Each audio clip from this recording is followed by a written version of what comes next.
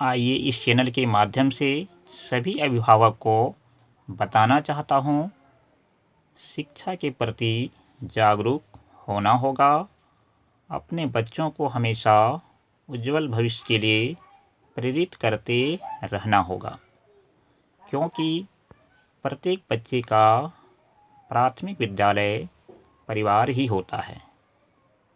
आज का महत्वपूर्ण टॉपिक होगा जीव विज्ञान।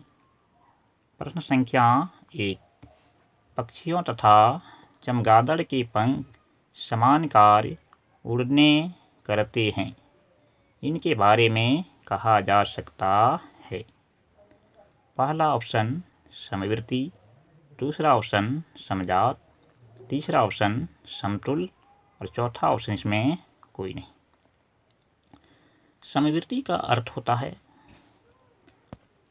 वे अंग जो अलग अलग जीवों में एक समान कार्य करते हैं, परंतु आधारभूत संरचना में समान नहीं होते। इन्हें ही समवर्ती अंग या समरूप अंग कहलाते हैं। समजात, समजात का अर्थ होता है वे अंग जो अलग अलग जीवों में अलग अलग कार्य करते हैं, परंतु आधारभूत संरचना में समान होते हैं। इन्हें ही समजात अंग कहलाते हैं। तीसरा ऑप्शन में है समतुल्य। समतुल्य ये शब्द जो है गणित में अक्सर यूज होता है। 4-5 भिन्न दे दिया रहता है और उसमें घटाने के बाद एक ही चीज प्राप्त होता है, उसी को समतुल्य भिन्न कहा जाता है। इस तरह से इस प्रश्न का उत्तर होगा समवर्ती, यानी कि ए ऑप्शन।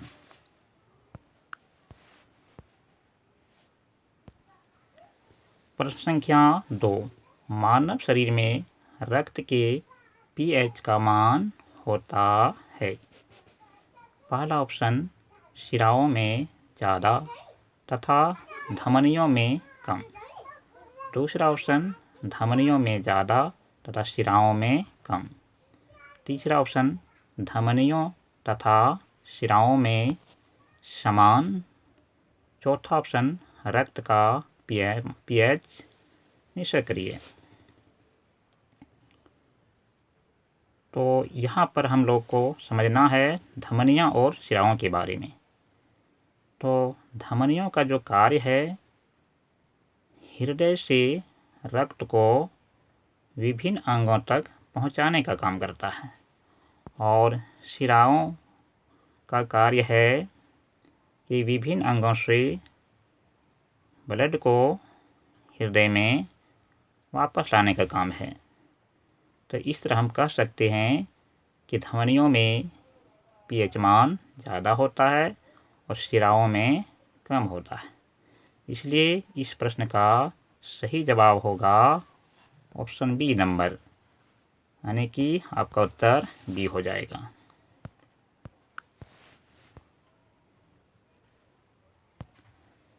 प्रश्न संख्या 3।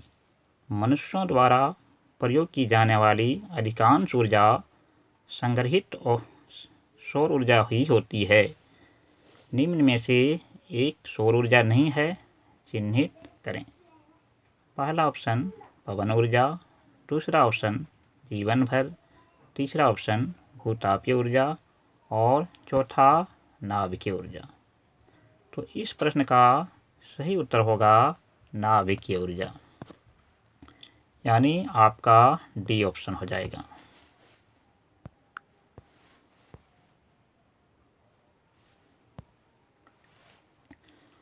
प्रश्न संख्या 4।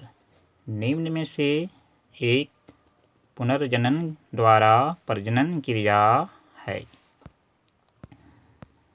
पहला ऑप्शन होगा यह सदैव एक कोशिकीय जीवों में होती है।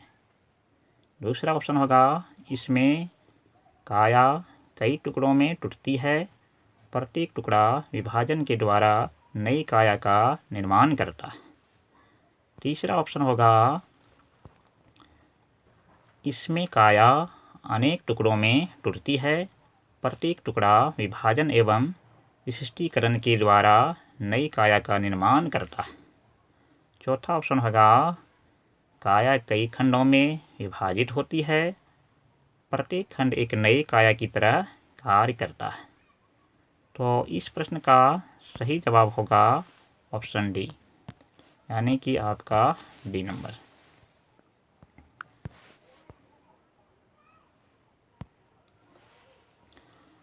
प्रश्न संख्या 5, किसी भी पर्यावरण में समष्टि का अधिकतम आकार अथवा सदस्यों के धारण करने की क्षमता के लिए उपयुक्त संज्ञा। तो यहाँ संज्ञा का मतलब होता है परिभाषा। पहला ऑप्शन समष्टि चरमोत्कर्ष, दूसरा ऑप्शन समष्टि सघनता, तीसरा ऑप्शन आदर्श समष्टि, चौथा ऑप्शन समष्टि वहन क्षमता। तो इस प्रश्न का सही जवाब होगा ऑप्शन ए, यानी आपका ए उत्तर होगा।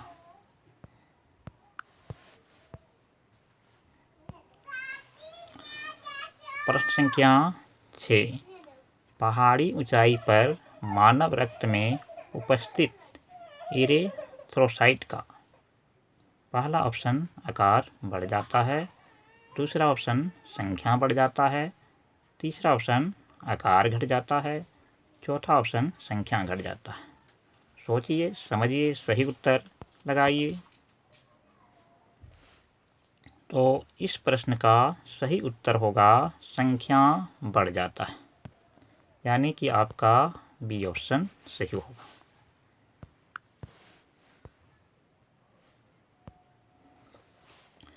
प्रश्न संख्या 7, डीएनए को आनुवंशिक पदार्थ माना जाता है क्योंकि पहला ऑप्शन यह सभी जीवों में उपस्थित रहता है, दूसरा ऑप्शन यह जीन का मुख्य घटक होता है, तीसरा ऑप्शन यह वंशानुगत लक्षणों को धारण करते हैं, चौथा ऑप्शन इनमें स्वप्रतिलिपिकरण का गुण होता है। तो इस प्रश्न का सही जवाब होगा यह जीन का मुख्य घटक होता है, यानी कि आपका बी ऑप्शन सही होगा।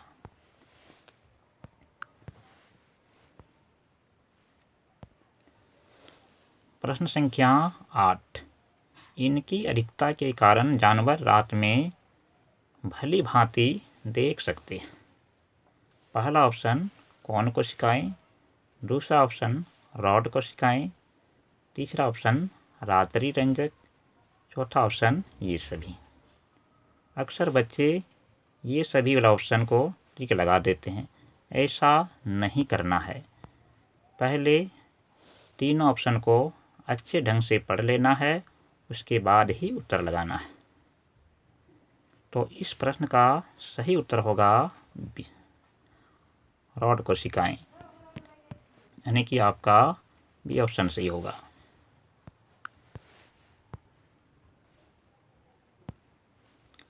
प्रश्न संख्या 9, प्रकाश संश्लेषण तथा श्वसन दोनों की क्रियाओं में आवश्यकता होती है।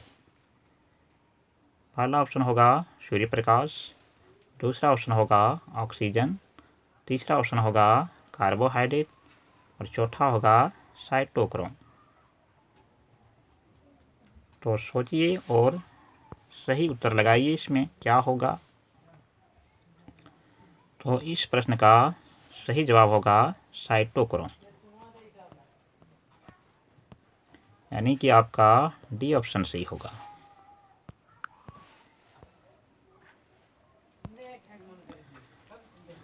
प्रश्न संख्या 10, बीज रहित फलों के निर्माण की प्रक्रिया है। पहला ऑप्शन अनैच्छिक जनन, दूसरा ऑप्शन त्रिगुणिता और तीसरा ऑप्शन असंग जनन और चौथा ऑप्शन ये सभी। यहाँ भी ये सभी देखने को मिल रहा है। अक्सर बच्चे सभी ऑप्शन लगा के आते हैं, ऐसा कभी भी नहीं करना है। पहले सभी ऑप्शन को ध्यान से पढ़ना है, तभी आप उत्तर लगाना है। तो इस प्रश्न का सही जवाब होगा अनैच्छिक जनन। यानी कि आपका ए ऑप्शन।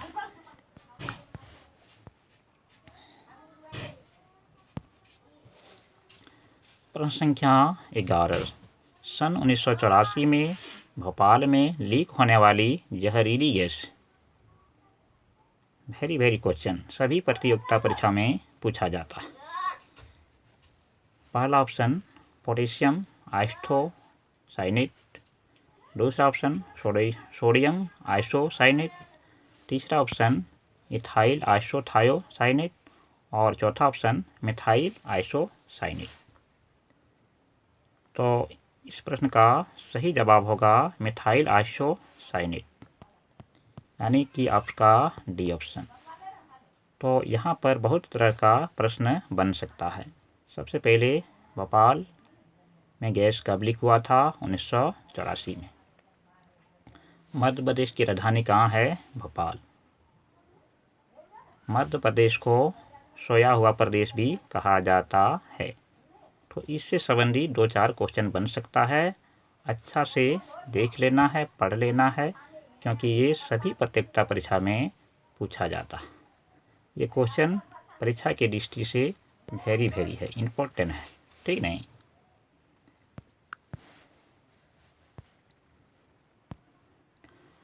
प्रश्न संख्या 12। पुष्पी पादपों में दोहरे निषेचन के फलस्वरूप उत्पादित अंग। पहला ऑप्शन होगा फल, दूसरा ऑप्शन होगा बीज और तीसरा होगा बीजपत्र और चौथा होगा भ्रूणपोष। तो इस प्रश्न का सही जवाब होगा बीजपत्र, यानी कि आपका सी ऑप्शन सही हो जाएगा।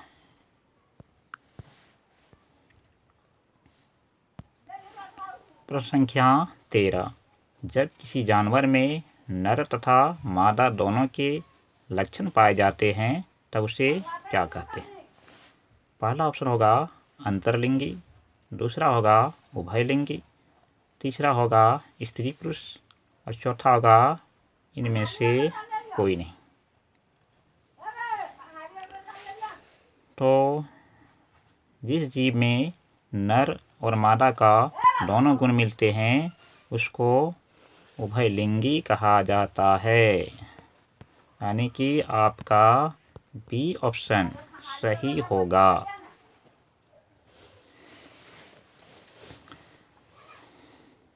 प्लीज सब्सक्राइब एंड शेयर कीजिए और आवश्यकता से ज़्यादा शेयर कीजिए। जय हिंद, जय भारत। आज के लिए इतना ही महत्वपूर्ण प्रश्न है।